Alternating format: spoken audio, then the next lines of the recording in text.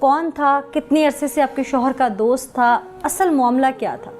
मैं जानती हूँ आप गम में हैं, लेकिन ये तमाम चीज़ें हम आपसे सिर्फ इसलिए जानना चाहते हैं ताकि आपके शौहर को इंसाफ मिल सके। हमारे गांव में रहता था, 2-3 साल से थी दोस्ती। हिम्मत रखें। दोस्ती थी, काफ़ी आना जाना था। आपके शौहर क्या करते थे? वेल्डिंग का काम करते, मेहनत मजदूरी। वो भी यही करता था? नहीं, अच्छा।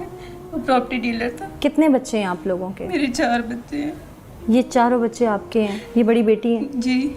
अच्छा, और सबसे छोटी ये बेटी है? हाँ जी। अच्छा, फिर आपके शौहर की उसके साथ दोस्ती कैसे हो गई? गांव में शुरू से रहने वाले थे, ये भी वो भी, दोनों इकट्ठे उधर ही रहते थे।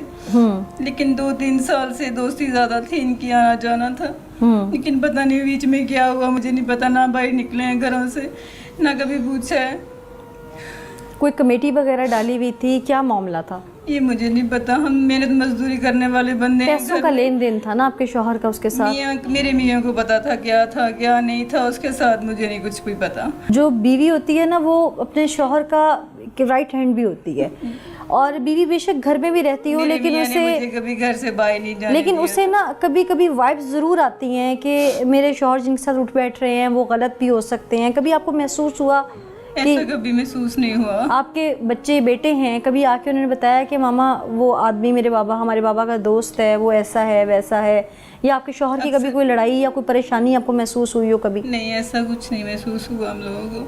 अक्सर बाहर आके बैठ जाते थे गली में, लेकिन कुछ महसूस नहीं हुआ। कुछ बेदर्द इंसान ने ऐसा करना था हमारे साथ। मेरे बच्चों को रोड पे ले आया गलियों में। मेरे बच्चे रुल रहे हैं। 8 दिनों में मैं आने वाली जिंदगी में क्या करूंगी? क्या हुआ उस दिन अचानक से? आपके शौहर घर से क्या क्या के निकले और फिर क्या हुआ? 11:30 बजे मेरे साथ दवाई लेने के लिए गए थे। उसके बाद वापस आके 12 बजे तकरीबन वो काम पे चले गए। वो फिर 2 बजे घर वापस आए। वो मशीन कोई लेनी थी, उन्होंने घर से वो लेके चले गए। फिर मैंने उनसे आवाज़ दी, वो कहने लगे कि मैं अच्छा आता हूँ, मैं लेट हो रहा हूँ, मैं जा रहा हूँ, मैं फिर आ जाऊँगी शाम को। शायद मैं लेट ही आऊँगी, लेट जा रहा हूँ। सुबह 8 से शाम 8 बजे की ड्यूटी थी। लेकिन उस दिन 2 बजे घर से गए, इसलिए कह रहे थे कि शायद लेट आऊँ। लेकिन शाम बच्चों को कह गए कि मैं तुम्हारे लिए केक और पिज़्ज़ा वगैरह लेके आता हूँ। लेकिन मेरे बच्चे अभी तक इंतज़ार कर रहे हैं। उनके पापा अभी तक उनके लिए कुछ लेके नहीं आ रहे। मेरी बेटी रोज़ पूछती है, मम्मा पापा किधर है, केक नहीं लेके आए अभी तक। मैं अपने बच्चों को क्या जवाब दूँ, क्या कहूँ, किधर गए हैं पापा? आपको पता कैसे चला फिर? 2-3 दिन ढूंढते रहे, वो 7 दरिंदा भी ढूंढता रहा। अच्छा, वो साथ ही था। वो मैं आपने फ़ोन ट्राई किया अपने हस्बैंड का? फोन मुसलसल बंद ही था। अच्छा। तकरीबन शाम 6 बजे से अच्छा। फोन उनका बंद ही था। फिर? फोन किए जा रहे थे लेकिन फोन नहीं ऑन हुआ उनका। आपने किसको इतला दी कि हस्बैंड घर नहीं आए? मैं सेपरेट रहती हूँ ना।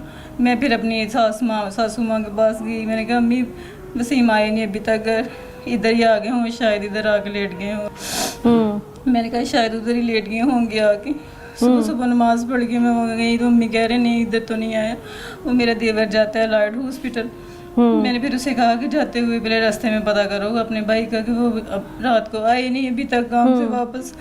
सुबह जो उधर पता करने के लिए गया तो उसने कहा कि वो तो कल शाम से ही चले गए हैं। फिर आप लोग 3 दिन ढूंढते रहे? 3 दिन ढूंढते रहे। फिर सबने यही कहा कि उसका दोस्त है, उसके साथ बैठना उठना है, उससे पूछें शायद उसे पता हो। वो खुद साथ गया उसे ढूंढने के लिए। फिर उसने खुद ही बताया कि मैंने ऐसे किया, जुर्म कबूल कर लिया अपना। अब हमें इंसाफ चाहिए। हमें यार ये अपील है वज़ीर आलम उसके आगे कि हमें इंसाफ चाहिए। इंसाफ चाहिए। अल्लाह आपको सब्र दे, हिम्मत दे, ताकि आप अपने इन बच्चों को परवान चढ़ा सकें। आपके शौहर नहीं रहे, अब इनके लिए वालिद भी आप हैं और वालदा भी आप हैं।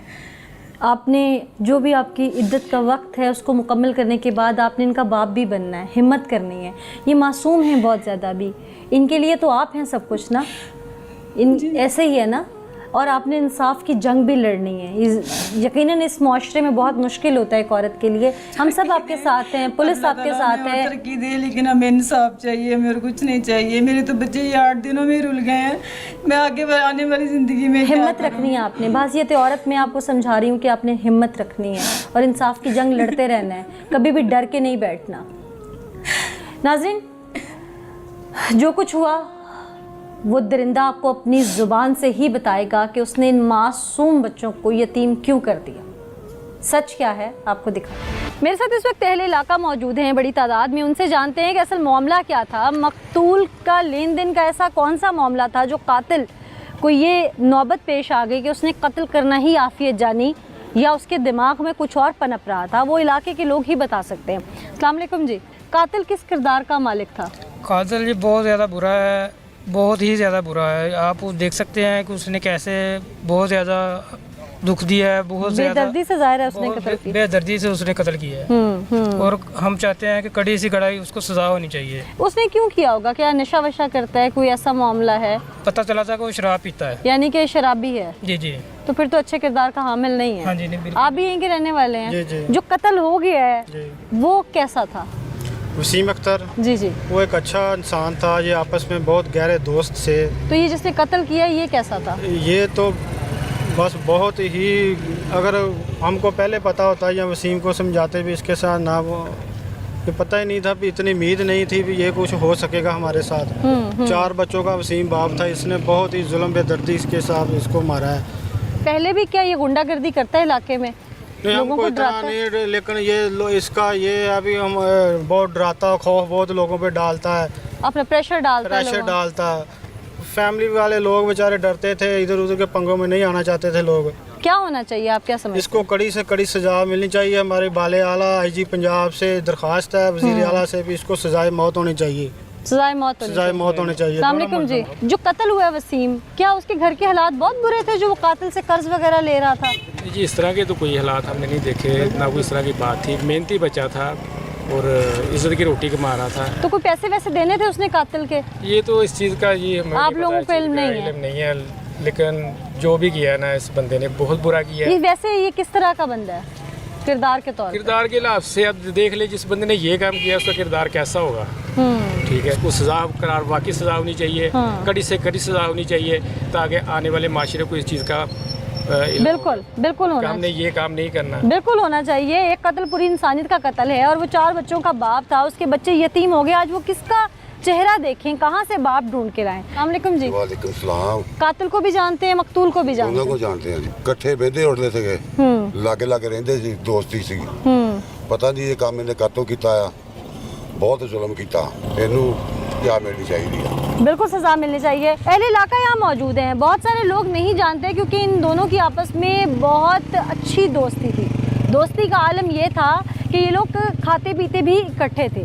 फिर ऐसी कौन सी नौबत आन पड़ी कि उसने इतना इंतहाई कदम उठा दिया।